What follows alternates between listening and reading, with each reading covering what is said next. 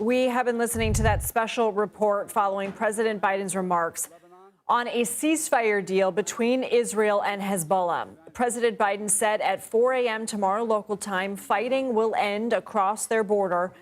This is designed to be a permanent cessation of hostilities, he said. He also firmly said no U.S. troops will be sent to southern Lebanon. Biden insisted that if Hezbollah breaks this deal, he stands behind Israel defending itself. He also said the people of Gaza deserve an end to fighting and that Hamas has a choice to make, that the only way out is to release hostages. CBS News senior national security correspondent Charlie D'Agata joins us now from the Pentagon. Charlie, I'm going to reiterate, the president said this is designed to be a permanent cessation of hostilities. What does that depend on? Yeah, well, it depends on Hezbollah adhering to that, because Israel has made very clear, Prime Minister Netanyahu made very clear that if Hezbollah does not adhere to it, that they will respond forcefully. So really, I think what we're going to need to do is to look at as how this is implemented over the next few days. I think it was interesting that he mentioned that this is a sort of cause-effect, that this is an opportunity for Hamas to end the fighting there. Hamas has essentially been isolated now. Hezbollah has stopped the fighting. Israel has always referred to this as two separate conflicts, but Hezbollah has been in league with Hamas ever since a year ago, October, so they have been related. I mean, it's worth noting here, we may have forgotten, Hezbollah had originally said that they would never agree to a ceasefire until the fighting in fighting in Gaza was over. Well, they obviously dropped that demand. And as Margaret made clear moments ago, the fact that Iran had to sign off on this, Iran is the benefactor of Hezbollah, that shows you the dynamics, the shifting dynamics. So I think what's going to be critical is what happens over the next, this immediate moment for 10 days when the Israeli forces start pulling back south of the Litani River. They already have that area conquered. They've moved there today. Hezbollah has been pushed out. And how quickly you can get the Lebanese armed forces to take over that territory. And again, as you heard President Biden say, this is going to have to be monitored by United States, France, other international operators in making sure that ceasefire holds. But we're looking at a very critical 60-day period here. Charlie, hang on for 1 second if you can, because I want to go to CBS News foreign correspondent Deborah Patta in East Jerusalem. Deborah, you were speaking with Nancy about a potential ceasefire between Israel and Hamas being more complicated, potentially taking longer. Can you elaborate on that? Well, we spoke to military experts today who believe that Israel is going to be in Gaza for the foreseeable future, that there is very little hope of a ceasefire there right now. The fact that Hamas and Hezbollah, the issues have been decoupled, doesn't really help the people of Gaza, who are still under immense pressure. They are being pounded every single day by Israel. There is desperate hunger in the region, and very little aid is trickling through. So the situation there is far more dire in many ways. It's always good news when there is peace. And so that is going to give people some kind of hope. But let's remember, there are 2.3 million Palestinians in Gaza, and there are still over 100 hostages, Israeli hostages, being held in Gaza. And for them, there doesn't seem to be a lot of hope right now. Deborah Patta, thank you so much. I want to go back to Charlie D'Agata at the Pentagon. And Charlie, I apologize to you and our viewers. We're sort of bouncing around some ideas, but I want to pull at a thread that you had mentioned, and that is that Iran had to sign off. Is that indicative of maybe a weakened stance for Iran in this? What did they gain by agreeing to the ceasefire terms? Yeah, I think Margaret put it clear. I think this underlines, I think this amplifies exactly where Iran is right now and where Hezbollah is. Remember, Israel had eradicated all of Hezbollah's top leadership, including Hassan Nasrallah. So they are spinning. They are on their heels, and they have been for a number of weeks and months. They are a credible force, and they have a huge arsenal. These are not on the scale of what we saw with Hamas in Gaza, the weaponry that Hezbollah has. So taking Hezbollah out of the equation it would have to be at the behest of Iran. So I think this really underlines where Israel stands in its relationship with Iran and Hezbollah. You remember months ago when there was a retaliation, it came from Iran and it came from Hezbollah, the worst retaliation that Israel has seen in terms of the number of cruise missiles and drones, etc. Sometimes those were in partnership and coordinated. So now Hezbollah has been taken out, essentially. That threat, anyway, has been removed. Let's see how long that holds. But that would have been at the behest of Iran. And I think it speaks volumes of where Iran sits right now in terms of its influence over that region. Charlie, one thing that the president said is that France and others will provide assistance to make sure this is implemented fully and effectively. What is their role? Well, I'd like to know the details about that, because we've been asking here if there's going to be a role for the DOD. It's been hard to get that sort of official confirmation, but if I were to sort of speculate, France obviously has had sort of colonial vestigial influence in that region, and that's why they have been brought on board. It's part of the international coalition. But as far as the United States, I think what's key here is when you look at that Lebanese armed forces, the LAF, they simply don't have the equipment or the training or, in some cases, the stomach to do what they're going to need to do, which is to hold that territory, not necessarily against hostilities, but assurances to the Israeli government that that will be held by Lebanese forces, not Hezbollah, and they will continue to hold that area. So that's going to take an element of monitoring. It's going to take an element of training, might even take an element of arming. I'm not suggesting that's what's happening.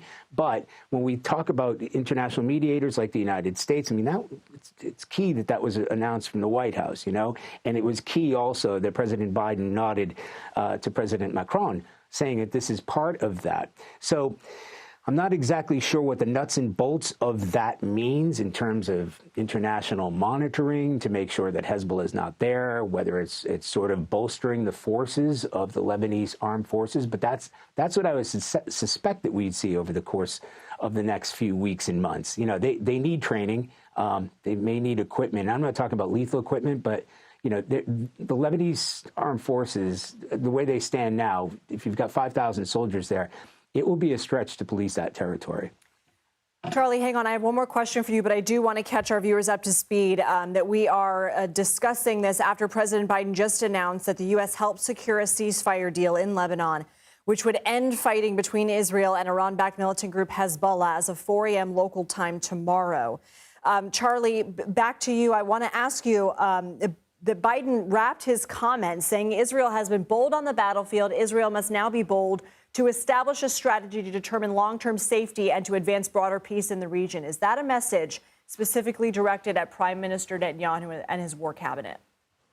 Well, you know, we are at a transitional point. I think U.S. officials have made that clear. This is the defeat, as far as the Israelis are concerned, of Hezbollah.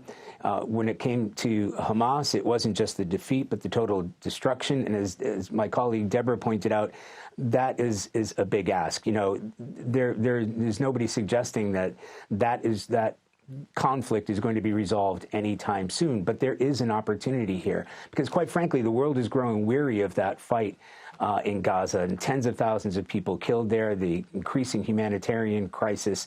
Now we will see that this one conflict has been put to the side. Maybe more focus will be on a sort of diplomatic solution to what's happening inside Gaza, and of course the release of those hostages, including American hostages, so bringing that to an end.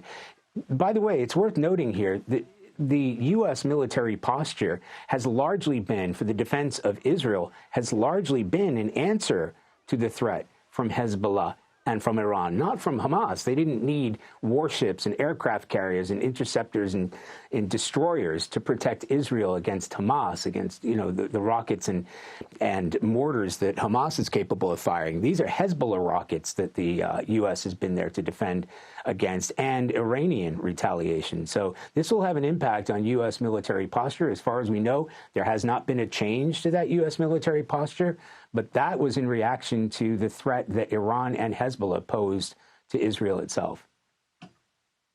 Security correspondent Charlie D'Agata, thank you so much. I want to go ahead and bring in CBS News congressional correspondent Scott MacFarlane, who is at the White House. Scott, what did we learn from President Biden's remarks about this agreement? Those are some pretty brief remarks, and it didn't really stop for questions after it. But we know the White House has made this a priority over the past few days, weeks, and months. In fact, President Biden had a call with the French president on Friday to talk about these negotiations, which the White House has credited the French with being part of.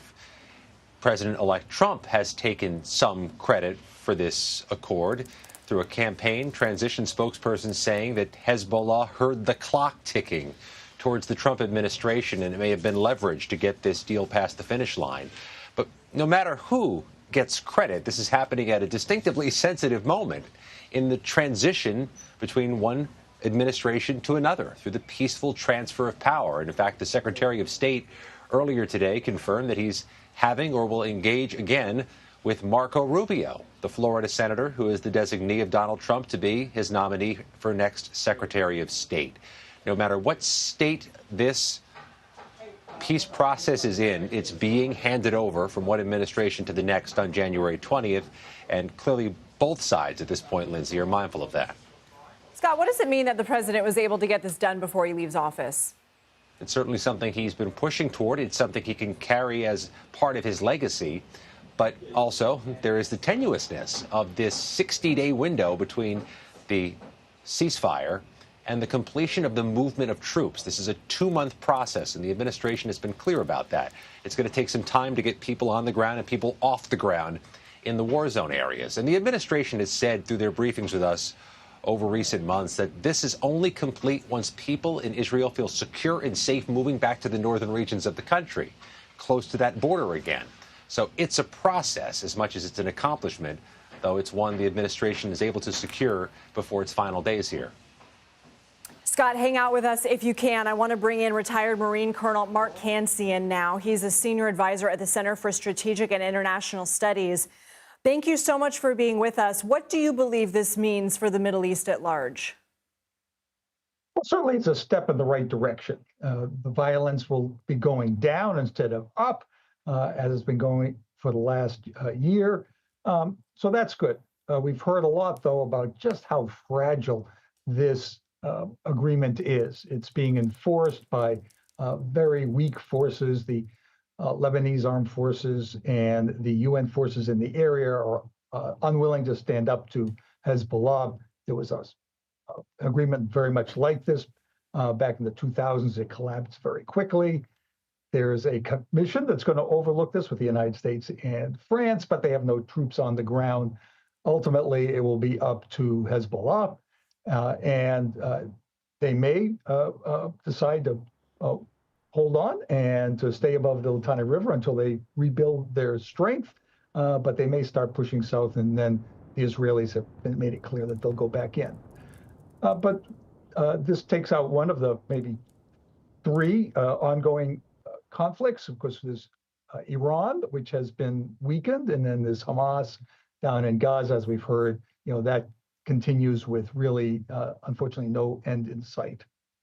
Mark, the president said this is designed to be a permanent cessation of hostilities, but we know it's going to take place over 60 days. That would put us in a new Trump administration. Is that significant? It is significant in that we'll have a whole new team in the United States that will be involved with this, but there's nothing in this agreement that contravenes the kinds of things that the Trump administration has said. That the prospective administration, they're very supportive of Israel. Netanyahu has been supportive of this agreement, so a Trump administration will likely go along with that. They also made a nod towards Saudi Arabia and bringing those Abraham Accords along. That was a major diplomatic triumph for the first Trump administration. I think you'll see that continue also. Mark Cancian, thank you so much. Thanks for having me on the show. Let's go back to CBS News congressional correspondent Scott MacFarlane at the White House. Scott, I don't know if you could hear. I know that the president was asked a couple of questions as he was walking away from the podium. Did you hear the questions? Did you hear his answers? Oh, we certainly heard the questions, those of us who were near the yelling. The answers were a little harder to detect. The questions were, what about Gaza now? With this ceasefire seemingly in hand or near the finish line, what becomes of Gaza? And the readout we could get on his response was something about, I pray it happens, or we're working towards making it happen. We know that he spoke during his remarks about how he's going to use the balance of his time, the remaining days of this administration, towards trying to secure more peace in the Middle East, in that region of the world, he said. So this is a limited time remaining in the administration, but this is also a pivotal time for efforts and negotiations toward peace. We also know that during this transition, the Trump administration has one thing cleared off their plates when they get here, one pressing matter in the Middle East that's being reduced or eliminated, but there are certainly efforts that are going to need to be ongoing to deal with Gaza. Scott, what were your other takeaways from some of his remarks? I mean, he mentioned Gaza several times, that the people of Gaza also deserve to see an end to fighting, made it clear that Israel must now be bold in establishing strategy to determine long-term safety and advance broader peace in the region, seemingly to push this forward to get an end to hostilities in the region altogether. Yeah, there's this drumbeat over the past 24 hours, first from the Secretary of State, then from the president just now in the Rose Garden, about the magnitude of the death in the Middle East. These are measured in thousands in Lebanon, tens of thousands in Gaza, and it added the imperative of getting this wrapped up efficiently, promptly. And no surprise, Lindsay, the statements of support coming in now from the president's allies in Congress. Senator Mark Warner of Virginia, who is the top Democrat on the Senate Intelligence Committee, celebrating the agreement. Joe Courtney, who deals with foreign affairs, a congressman from Connecticut, celebrating this agreement. We expect more of that to come. This is one of those issues that is somewhat transcendent politically. There will be celebrations of any ceasefire agreement. And Trump's campaign has said that they argue Trump deserves credit for this because he's coming and has leveraged his victory perhaps to speed these talks along, but that these negotiations have seemed to have borne fruit. Can you elaborate a little bit more on what we're hearing from Trump's team? Yeah, and I want to get the statement just right because this comes from a campaign spokesperson, not from Donald Trump himself.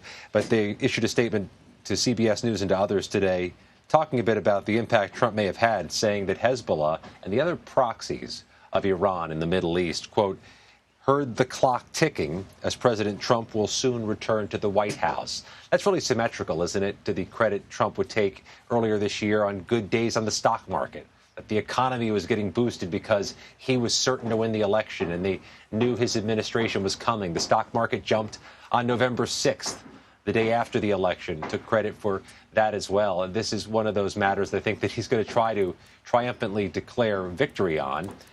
But that's another takeaway from what President Biden was saying, not so much triumphantly declaring victory of his own, but a victory for the people in the Middle East. Scott, if you can hang on, thank you so much for all of that reporting. I want to bring back Charlie D'Agata, our senior national security correspondent at the Pentagon. Charlie, because people may just be joining us, can you please reestablish the conditions of the ceasefire deal and what will happen between day 10 and day 60? Yeah. So, well, first of all, the ceasefire takes hold in about 5 hours, a little less than 5 hours, so 4 a.m. local time. There's still fighting going on. In fact, some of the heaviest bombardment that Lebanon has seen in the past few days is they're trying to, take out as many Hezbollah targets, suspected Hezbollah targets as they can. Hezbollah has been firing rockets back into Israel. So what we're going to see over the course of the next 10 days is the beginning of the withdrawal of Israeli forces who are in that area in southern Lebanon, about 20 miles north up to the Litani River. That's a key river, key geographical point. And over the course of the next 60 days is how much time they're given for Israeli forces to pull out of that area, entirely out of that area, and it will be taken over by Lebanese armed forces and UNIFIL, the UN Lebanese group that's already there. That hasn't been very effective, and they too have come under fire. That's been a point of controversy. So in that time, 60 days, all Israeli forces will have pulled back. It will be filled by Lebanese forces, Lebanese armed forces, not Hezbollah. Hezbollah will be restrained to north of the Litani River. So that creates essentially a 20-mile or so buffer zone between Hezbollah, for what's left of Hezbollah, and the border with Israel. And that will be an opportunity for about 60,000 Israeli residents to return to the north, tens of thousands of displaced Lebanese to return to the south, and that's where we stand. But kind of what's critical here is if we fast forward the calendar, 60 days, that is a few days into the Trump administration. So, you know, it's at a critical time. It's at a critical time how it's unfolding and whether or not Hezbollah will adhere to it. If they don't, Prime Minister Netanyahu has already said they will be met with force. Charlie, what do we know about how the ceasefire deal is being received among Netanyahu's war cabinet? As in any case, there are divisions. You know, this wasn't an anonymous decision by any stretch.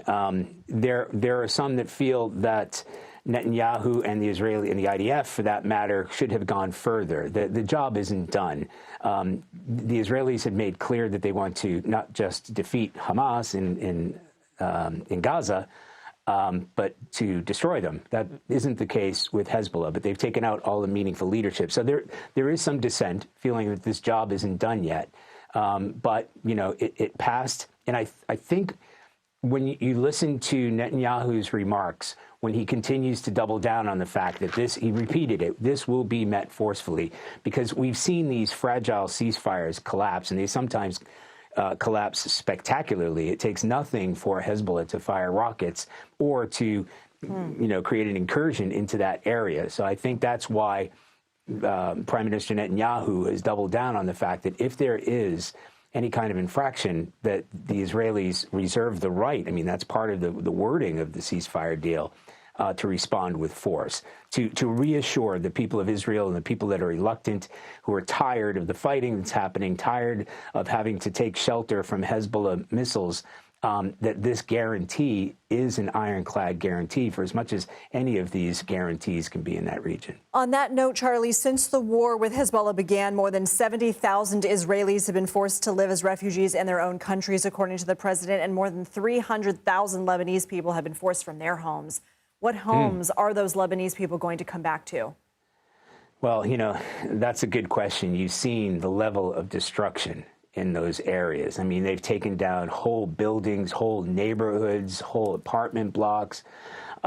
There is going to be a lot of reconstruction that's going to take place. We understand that the United States will be part of that reconstruction. I think that's part of the deal, that they're going to help reconstitute those parts of southern Lebanon. And yes, I think we also have to make note, not just the tens of thousands of people have been displaced, but something like 3,800 people have been killed in that conflict alone. And that's worth noting. You know, there's a tremendous amount of damage, even as far north as Beirut.